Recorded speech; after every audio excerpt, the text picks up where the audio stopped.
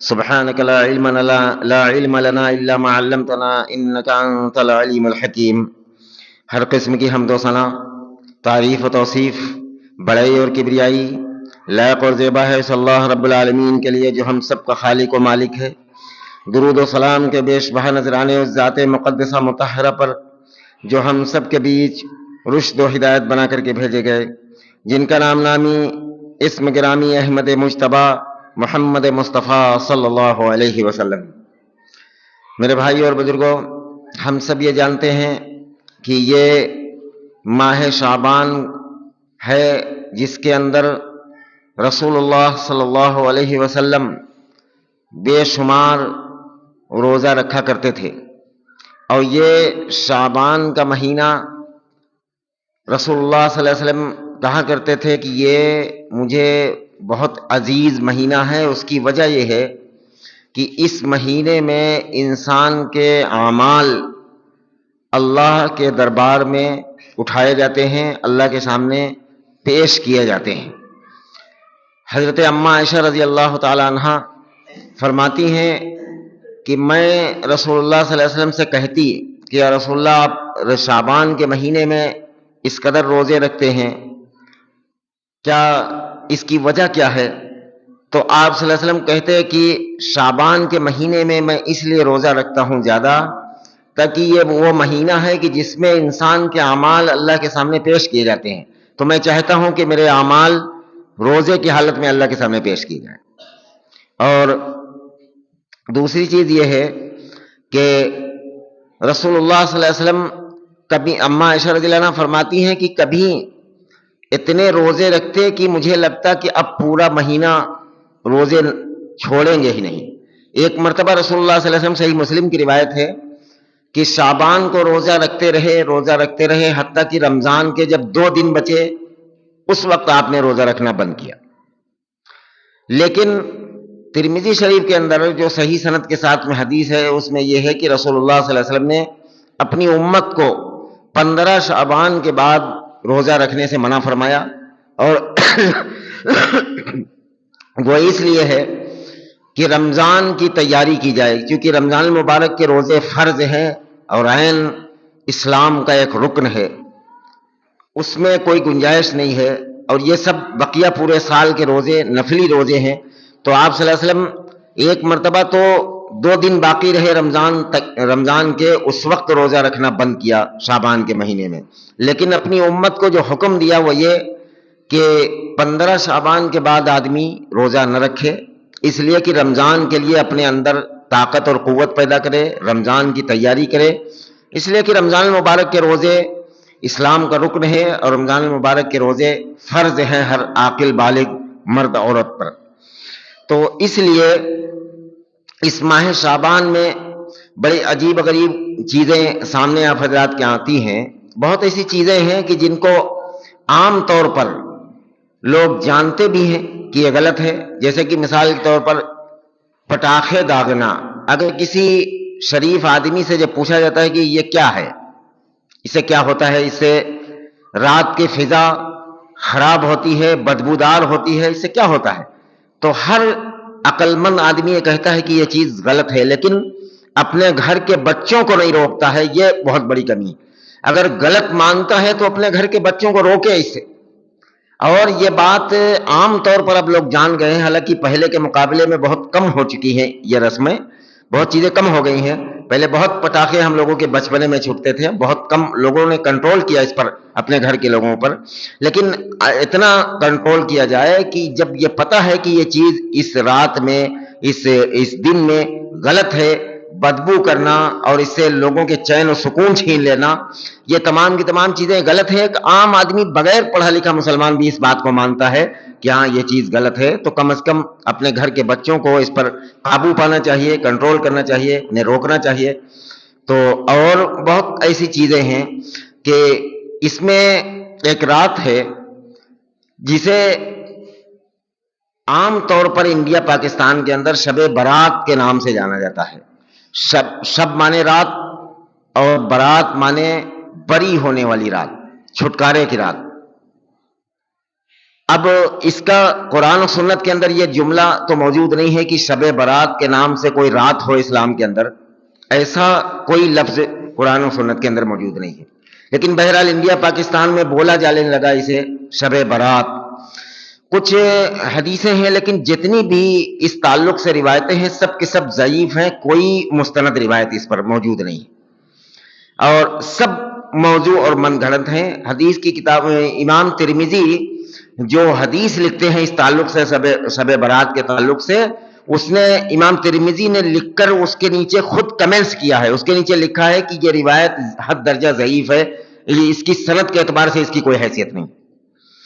لیکن ایک جو چیز بیان کی جاتی ہے عام طور پر، وہ چیز بڑی مستند ہے۔ اچھا، قبل اس کے کہ میں اس حدیث کو آپ حضرات کے سامنے رکھوں، اس سے پہلے کہ شب برات والی رات میں کون کچھ ایسی چیزیں بھی ہیں جو صحیح سند سے ثابت بھی ہیں، وہ کیا ہے؟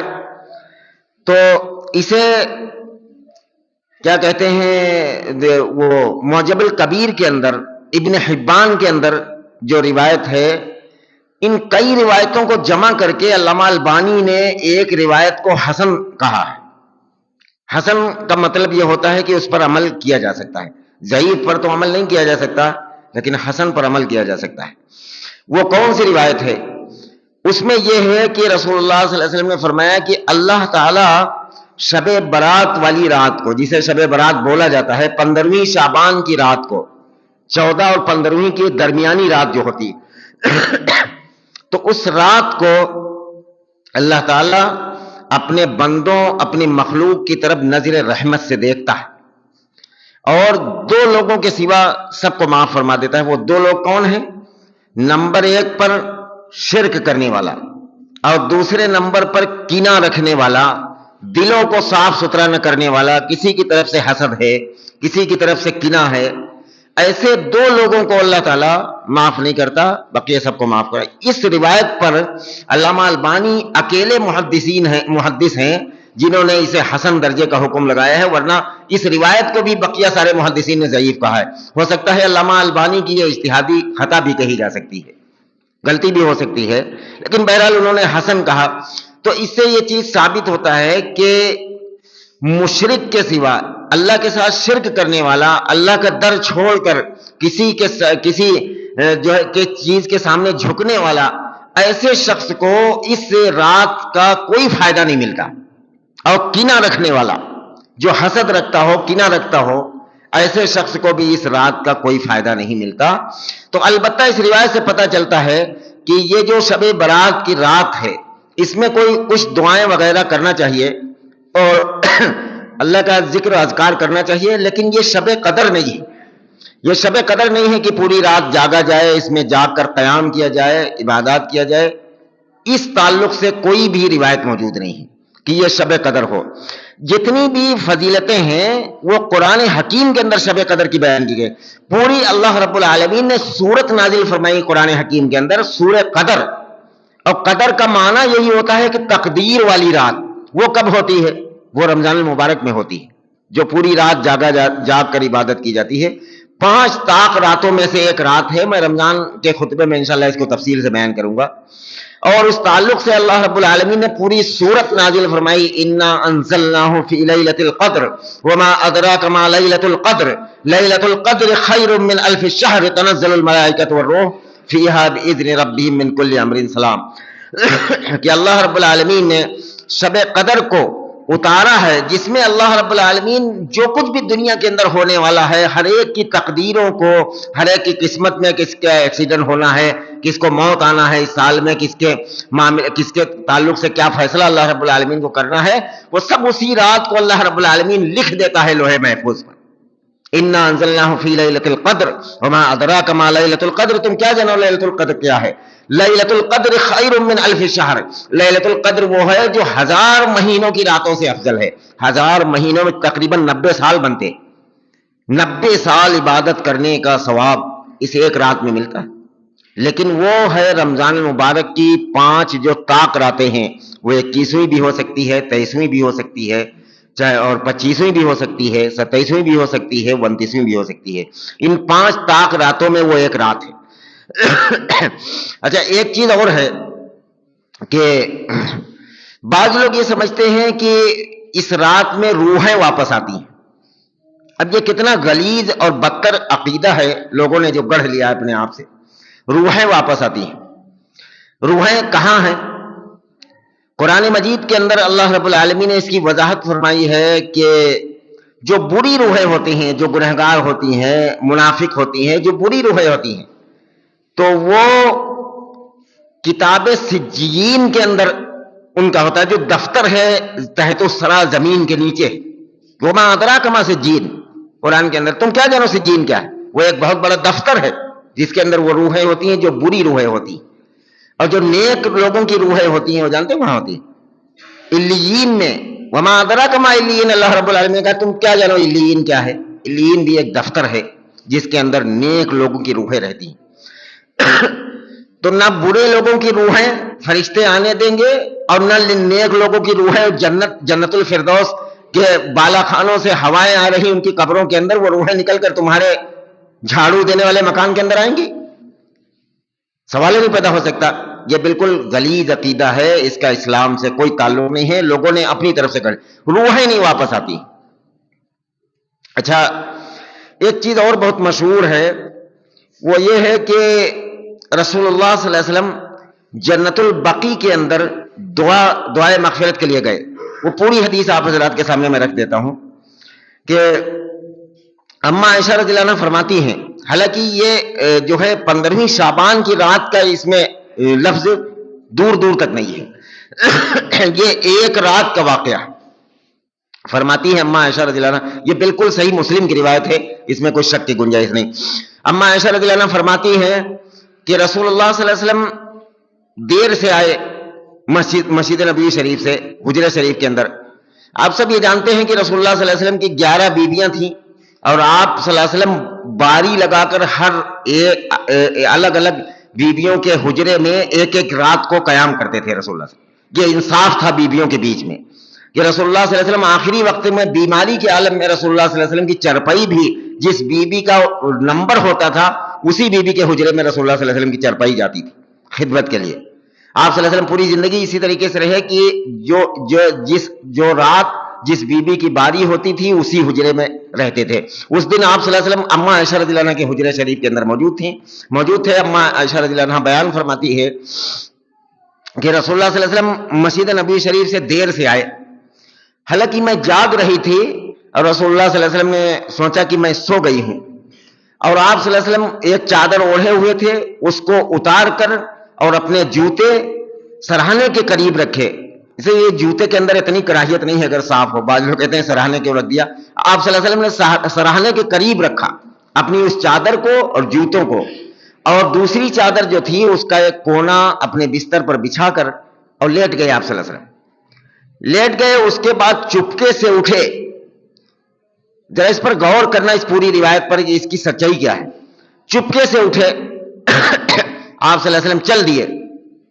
اما عائشہ رضی اللہ عنہ فرماتی کہ میں بھی نکل کر حجرہ شریف سے باہر نکل کر چل دی. تھوڑی دوری بنا رہی اما عائشہ رضی اللہ عنہ کہ آپ صلی اللہ علیہ وسلم کو پتہ نہ چلے کہ پیچھے میرے کوئی آ رہا. اما عائشہ رضی اللہ عنہ چلتی رہی. اما عائشہ رضی اللہ عنہ کا بیان ہے کہ رسول اللہ صلی اللہ علیہ وسلم جب جنت البقیع کے اندر پہنچے تو وہاں میں نے دیکھا کہ آپ صلی اللہ علیہ وسلم اپنے ہاتھوں کو 3 مرتبہ بلند کیا دعائے مغفرت کے لیے. اس سے یہ بات، یہ صحیح مسلم کی روایت ہے، حدیث نمبر 758 نمبر پر یہ روایت موجود ہے، اور اسی طریقے سے اور کئی روایتیں ہیں. تو قبرستان پر ہاتھ اٹھا کر دعا کرنا سنت ہے. بعض لوگ اسے برا سمجھتے ہیں کہ قبرستان پر ہاتھ اٹھا کر دعا کرنا، ہم قبر والے سے مانگ نہیں رہے ہوتے ہیں. جہاں پر جو چیز رسول اللہ صلی اللہ علیہ وسلم ثابت ہے ہرگز اس کی مخالفت نہیں کی جا سکتی ہے. جو لوگ انجان میں اس کی مخالفت کرتے ہیں اللہ انہیں توبہ اور صحیح سمجھ کی توفیق دے. قبرستان پر ہاتھ بلند کر کے دعا کرنا یہ سنت رسول اللہ صلی اللہ علیہ وسلم سے بالکل ثابت ہے. اما عائشہ رضی اللہ عنہ فرماتی ہیں کہ آپ صلی اللہ علیہ وسلم نے قبرستان پر 3 مرتبہ میں نے دیکھا کہ اپنے ہاتھوں کو بلند کیا، اپنے ہاتھوں کو اٹھایا اور دعائے مغفرت کی. بعض لوگ انجان میں اس سے کراہیت کرنے لگتے ہیں، جاننے کی کوشش نہیں کرتے. ہاتھ اٹھانا سنت ہے. پھر میں ہاتھ اٹھا کر دعا کی، اور جب آپ صلی اللہ علیہ وسلم واپس ہوئے تو میں ان سے پہلے واپس ہوئی تو آپ صلی اللہ علیہ وسلم تیز چلے تو میں بھی تیز چلی ان کو دیکھ کر, اور جب آپ صلی اللہ علیہ وسلم دوڑنے لگے تو میں بھی دوڑنے لگی. کیا انداز تھا رسول اللہ صلی اللہ علیہ وسلم. دوڑنے لگی, اما عائشہ رضی اللہ عنہا پہلے اپنے حجرے میں چلی گئی اور فوراً سیدھے بستر پر گر گئی, اور رسول اللہ صلی اللہ علیہ وسلم جب واپس آئے تو ظاہر ہے کہ کوئی دوڑ کر آئے تو اس کی بات چیت سے اور وجہ قطع سے ظاہر ہو جاتا ہے. اللہ کے رسول صلی اللہ علیہ وسلم دیکھا کہ اے عائشہ تمہاری سانس کیوں پھولی ہوئی ہے؟ تو کہا کچھ نہیں. تو اب رسول اللہ صلی اللہ علیہ وسلم نے کہا کہ اے عائشہ اگر تم کو تمہارا دل چاہے تو مجھے بتا دو, ورنہ میرا رب مجھے بتا دے گا. اما عائشہ رضی اللہ عنہا فرماتی ہیں کہ میرے دل میں خیال آیا کہ میرا شوہر تو نبی ہے, اس کے پاس اللہ کا فرشتہ وہی لے کر آتا ہے, یہ بات اگر ہم چھپاتے ہیں تو اللہ تعالیٰ بتا دے گا. آپ صلی اللہ علیہ وسلم نے کہا کہ اگر عائشہ تمہارا دل چاہے تو بتا دو, ورنہ میرا رب مجھے بتا دے گا. تو کہاں یا رسول اللہ, میں گئی تھی آپ کے پیچھے, اور آپ جب وہاں سے چلے تو میں بھی آگے آگے چل دی, اور آپ نے جب تیز چلا تو میں تیز چلی, اور آپ جب دوڑنے لگے تو میں دوڑنے لگی, اس لیے میرا سانس پھولا ہوا.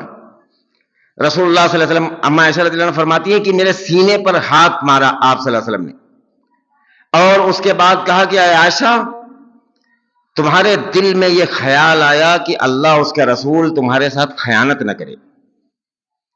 تم یہ سوچتی تھی کہ اللہ کے رسول کہیں کسی دوسری بیوی کے حجرے میں نہ چلی گئی. اچھا, عورت ہی ہوتی ہے, چاہے وہ نبی کی بیوی کیوں نہ ہو, آدمی عورت اپنے شوہر پر شک کرنے کی موڈ میں ہمیشہ رہتی ہے, چاہے وہ بڑھاپا آ جائے. یہ عورت کے اندر اللہ نے ایک عجیب چیز رکھی ہے. عورت کبھی پوری طرح مطمئن ہونا بہت مشکل لگتا ہے کہ 1000 میں ایک عورت نظر آتی ہے. عورت کبھی نہ شوہر سے چوکنا رہتی ہے, کہاں گئے تھے, اتنی رات تک کہاں تھے, حاضری لی جاتی ہے روزانہ نا. تو یہ نبی صلی اللہ علیہ وسلم کی بیوی, حالانکہ اما عائشہ رضی اللہ عنہا کے قدموں میں جو دھول لگی ہے, اللہ کی قسم ہماری آنکھوں کا سرما اما عائشہ رضی اللہ عنہا کے جوتیوں کی دھول, لیکن عورت کے اندر وہ چیز ضرور ہوتی ہے. رسول اللہ صلی اللہ علیہ وسلم سے کہا, رسول اللہ صلی اللہ علیہ وسلم کہا کہ تمہارے دل کے اندر یہ خیال آیا تھا کہ میں کبھی خیانت نہ کروں, تمہاری باری تھی, تمہاری باری میں کسی دوسری بیوی کے حجرے میں چلے جاتا. تو اما عائشہ رضی اللہ عنہا فرماتی ہیں کہ یہ بات میں چھپا لینا چاہتی تھی رسول اللہ صلی اللہ علیہ وسلم, لیکن مجھے خیال لگا کہ اگر یہ بات بھی چھپاؤں گی تو یہ بات بھی رب اللہ تعالیٰ بتا دے گا رسول اللہ. تو اما عائشہ رضی اللہ عنہا نے آخر میں یہ کہا کہ اللہ کے رسول یہی بات ہے, میرے دل میں یہی خیال آیا تھا. تو کہا نہیں, ہرگز ایسا نہیں ہو سکتا, اللہ اس کے رسول تمہارے ساتھ خیانت نہیں کر سکتا, میں تمہاری باری میں کسی دوسرے بیوی کے حجرے میں نہیں جا سکتا. تو اللہ کے رسول صلی اللہ علیہ وسلم نے پوری اس بات کو بیان فرمایا کہ اے عائشہ تم لیٹ چکی تھی حجرے شریف کے اندر, اور تم کچھ کپڑے بھی اتار دیا تھا تم نے, اور بھائی جب میاں بیوی لیٹتے ہیں تو ظاہر ہے فالتو کپڑے تو نہیں پہنے جاتے ہیں, بہت سارے کپڑوں کو اتار دیتا. تو آپ صلی اللہ علیہ وسلم نے کہا کہ عائشہ تم نے کچھ اضافی کپڑے بھی اتار دیا تھا, اور ہم لیٹے تھے, حضرت جبریل علیہ السلام آئے باہر سے, انہوں نے چپکے سے مجھے آواز دی, اور میں ان کی آواز پر چپکے سے لبیک کہا, اور میں اٹھ کر چلا گیا. اور وہ فرشتہ اتنا حیادار ہوتا ہے کہ اے عائشہ تم نے کچھ کپڑے اتار دیے تھے, وہ فرشتہ میرے حجرے شریف کے اندر داخل نہیں ہو سکتا تھا, اس لیے اس نے باہر سے آواز دی اور کہا کہ اللہ نے حکم دیا ہے کہ تم جنت البقیع کے قبرستان پر جا کر مردوں کے لیے مغفرت کی دعا کرو. رسول اللہ صلی اللہ علیہ وسلم کی دعا اتنی قیمتی ہے کہ اللہ نے حکم نازل فرمایا. جنت البقیع میں دفن ہونے والے کون تھے, اس پر بھی ذرا غور کیا جائے کبھی. جنت البقیع میں دفن ہونے والے صحابہ کرام تھے, تابعین تھے, بڑے بڑے اللہ والے تھے جن کی قبریں تھیں, لیکن پھر بھی اللہ نے حکم نازل فرمایا کہ اے رسول جاؤ جنت البقیع کے قبرستان میں دعا کرو. حالانکہ یہ 15 شعبان کی رات کا قصہ نہیں ہے, لیکن یہ صحیح مسلم کی روایت ہے کہ کسی ایک رات میں یہ واقعہ پیش آیا. اور فرمایا اچھا کچھ چیزیں ایسی ہیں کہ جو اللہ تعالیٰ شب قدر کا کچھ حصہ ہر رات میں اللہ نے رکھا, کوئی رات محروم نہیں کیا اپنے بندوں کو. ظاہر ہے کہ اللہ پوری کائنات کا خالق و مالک ہے, وہ کیسے اپنے دروازے بند کر سکتا تھا. ہر رات اللہ نے اپنے بندے اور بندیوں کے لیے اپنے دروازے کھولے. چنانچہ صحیح مسلم کی حدیث نمبر 758 ہی پر یہ روایت بھی موجود ہے. فرمایا کہ اللہ تعالی ہر رات جب فجر کا وقت شروع ہونے سے 2 گھنٹے پہلے، یعنی رات کا تہائی حصہ، جو فجر کا وقت جب سے شروع ہو جاتا ہے تو رات ختم ہو جاتی ہے، اسے دن میں شمار کیا جاتا ہے. تو فجر سے 2 گھنٹہ پہلے کا جو وقت ہوتا ہے اللہ تعالیٰ آسمان دنیا پر نازل ہوتے. اب پہلے آسمان پر اللہ تعالیٰ کیسے آتے ہیں؟ جیسا کہ اس کے شان کے لائق، اس کی کوئی مثال نہیں بیان کی جا سکتی. نہ تو قرآن و حدیث کے اندر ہے کہ اللہ تعالیٰ پیر کہاں رکھتے ہیں، اللہ تعالیٰ کیسے آتے ہیں. بس یہ ہے کہ اللہ تعالیٰ اس بات پر یقین رکھنا چاہیے. اللہ کے حبیب فرماتے ہیں کہ ہر رات، جو رات کا آخری حصہ ہوتا ہے فجر سے پہلے، ہر رات اللہ تعالیٰ آسمان دنیا پر نازل ہوتے ہیں اور یہ کہتے ہیں کوئی ہے مانگنے والا، دعا مانگنے والا، میں اس کی دعا قبول کروں. اللہ اکبر. کبھی میرے بھائیوں اور بہنوں اور عورتوں تک یہ آواز پہنچ رہی ہے، کبھی اٹھ کر دیکھیں بچہ بیمار ہے، کبھی اس کے کوئی بیماری نہیں ختم ہو رہی ہے، کبھی فجر سے 2 گھنٹے پہلے اٹھ کر دیکھیں اللہ کے سامنے رو کر. اللہ رب العالمین نے وعدہ کیا، اللہ تعالیٰ آواز لگے کوئی ہے دعا مانگنے والا، اس کی دعا میں قبول کروں. کوئی مانگنے والا ہے، کوئی ضرورتوں کو، کوئی حاجتوں کو مانگنے والا ہے جس کی میں حاجت کو پوری کر دوں، کوئی مغفرت چاہنے والا ہے جس کی میں مغفرت کر دوں. ہر رات یہ معاملہ ہوتا ہے. کوئی رات پورے سال میں نہیں ناگا جاتی جس میں اللہ تعالیٰ اپنے بندوں کے ساتھ یہ معاملہ نہ کرے.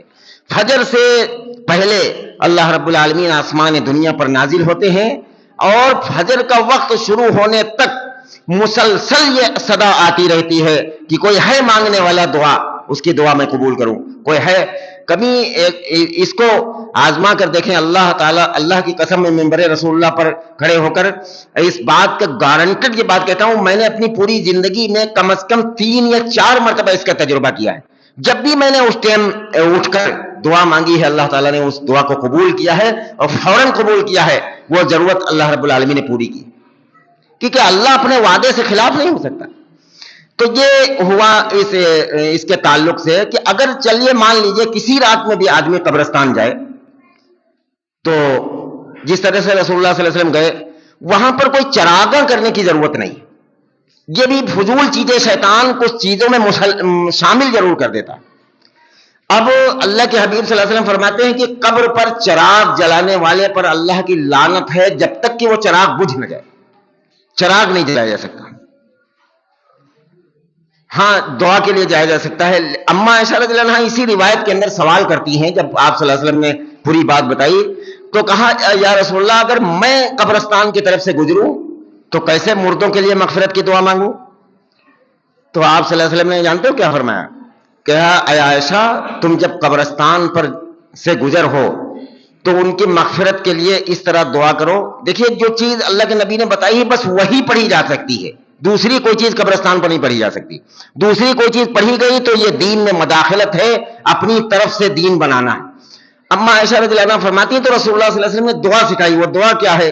السلام اہل الدیار علی المؤمنین والمسلمین والمستاخرین والمستاخرین منا والمستقدمین وإنا انشاء اللہ بکم للاحقون. یہ دعا رسول اللہ صلی اللہ علیہ وسلم نے سکھائی کہ جب بھی قبرستان پر، اس سے پتہ یہ چلتا ہے کہ عورتیں بھی قبرستان کی طرف اگر جانا چاہیں یا اپنی موت کو یاد کرنے کے لیے قبرستان جانا چاہیں جا سکتی. اس کی جہاں ممانعت ہے وہ جانتے ہو کیا؟ فرمایا کہ جو ہے آپ کتاب الجنائز بخاری کا یہ کتاب الجنائز ابو داود کے اندر یہ حدیث موجود ہے، کتاب الجنائز ابن ماجہ شریف کے اندر تقریباً 100 کچھ نمبر پر یہ روایت موجود ہے. ہر جگہ رسول اللہ صلی اللہ علیہ وسلم فرمایا کہ لعنہ اللہ النساء فی زوارۃ القبور، مزاروں پر زیارت کے لیے جو عورتیں جائیں ان پر اللہ کی لعنت.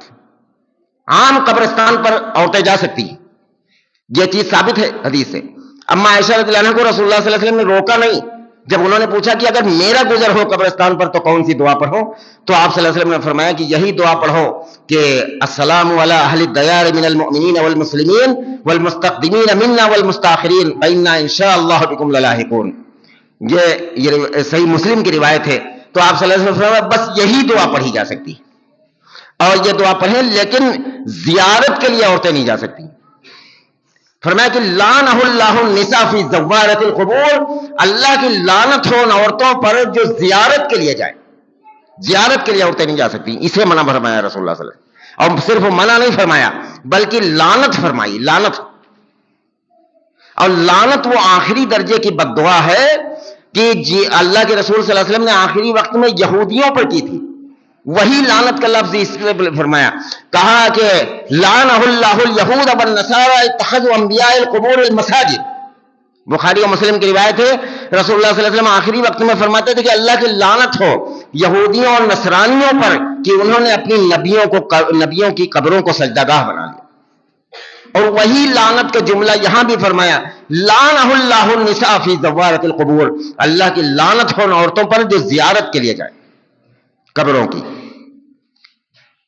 وہ جہاں زیارت گاہ بنی ہے، زیارت گاہ پر عورت نہیں جا سکتی. اس بات کہہ رہے تھے. تو اگر آدمی قبرستان کوئی رات کو بھی جاتا ہے تو مرد جا سکتا ہے، اور عورت وہاں جا سکتی ہے جہاں پر ویران قبرستان ہو، جہاں موت یاد آئے. وہاں پر اگر گزر ہو تو یہ دعا پڑھ لے عورت. لیکن زیارت جہاں پر ہوتی ہے، جہاں مزارات بنے ہیں، وہاں پر عورت نہیں جا سکتی کسی معاملے میں. اس پر رسول اللہ صلی اللہ علیہ وسلم نے لعنت کی. یہ دونوں حدیثیں میں نے کچھ چھپایا نہیں ہے، جہاں پر ثابت تھا اس کو میں نے منبر رسول اللہ پر بیان فرما دیا، اور جہاں پر منع تھا اس منع والی روایت کو بھی آپ حضرات کے سامنے رکھ دیا. اب میں چاہتا ہوں کہ پچھلے جمعے کو مائک خراب تھا تو عورتوں تک آواز نہیں پہنچی. پچھلے جمعے کے خطبے میں جو خاص باتیں کہی گئی تھیں وہ آپ میں ایک مرتبہ دہرا دیتا ہوں، عورتوں تک وہ بات نہیں پہنچی. چنانچہ رسول اللہ صلی اللہ علیہ وسلم کی یہ حدیث ہے، پچھلے جمعے کو جو ہے جمعے کی فضیلت کو بیان کیا گیا تھا پچھلے جمعے کے خطبے میں. تو فرمایا کہ رسول اللہ صلی اللہ علیہ وسلم نے، صحیح مسلم کی روایت ہے کہ جمعے کا دن عید الفطر کے دن سے زیادہ فضیلت رکھتا ہے. اور دوسرے وہ لمبی حدیث جو میں نے بیان کی تھی کہ آپ صلی اللہ علیہ وسلم نے فرمایا کہ جمعہ کے دن جو شخص سب سے پہلے آئے گا اللہ رب العالمین اسے اونٹ کی قربانی کرنے کا ثواب دے گا، اور جو شخص اس کے بعد آئے گا اسے ایک گائے قربانی کرنے کا ثواب دے گا، اور جو شخص اس کے بعد آئے گا اسے ایک بکری قربانی کرنے کا ثواب دے گا، اور جو شخص اس کے بعد آئے گا اسے ایک مرغی صدقہ کرنے کا ثواب دے گا، اور جو شخص اس کے بعد آئے گا اسے اللہ تعالیٰ ایک انڈا صدقہ کرنے کا ثواب دے گا. اور جو شخص اس وقت مسجد میں آئے گا جمعے کے دن کہ جب امام منبر پر پہنچ جائے تو اللہ رب العالمین اس کی حاضری کو قبول نہیں کرتا. اس کی حاضری اللہ تعالیٰ کے نزدیک قابل قبول نہیں ہوتی. اس کے فرشتے ہر دروازے پر کھڑے ہوتے ہیں جمعے کے ٹائم پر، جب سے وقت شروع ہوتا ہے جو آتا ہے اس کا نام لکھتے ہیں، اور جب امام ممبر کی طرف چل دیتا ہے اس وقت فرشتے اپنے رجسٹروں کو بند کر کے ممبر کے قریب آ کر بیٹھتے ہیں، جو ہے خطیب کا خطبہ سنتے ہیں.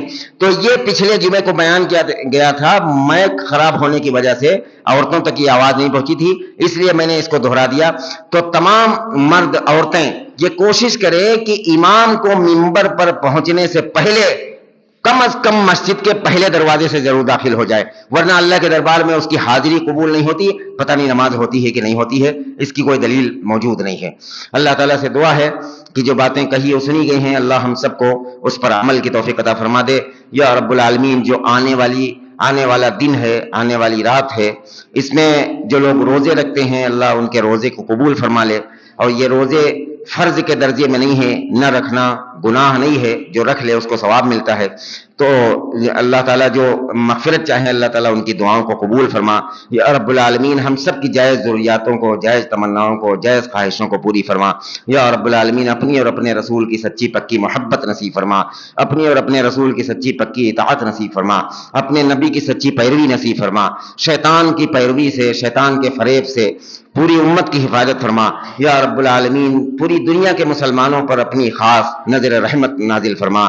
یا رب العالمین محبت کی نگاہ سے ایک بار دیکھ لیجئے، پوری دنیا کو مسلمانوں پر رحم فرما، پوری دنیا کی مساجد کی حفاظت فرما، پوری دنیا کے قرآن و سنت کا علم سکھانے والے مدرسوں کی حفاظت فرما. یا رب العالمین اپنے کرم سے قبول فرما لیجئے. وصلی اللہ وسلم. عباد اللہ رحمکم اللہ، ان اللہ یأمر بالعدل والإحسان وإیتاء ذی القربى وینہی عن الفحشاء والمنکر والبغی یعظکم لعلکم تذکرون. واذکروا اللہ العلی العظیم یذکرکم وادعوہ یستجب لکم ولذکر اللہ تعالی اعلی واولی واعز واجل واتم واعظم واکبر.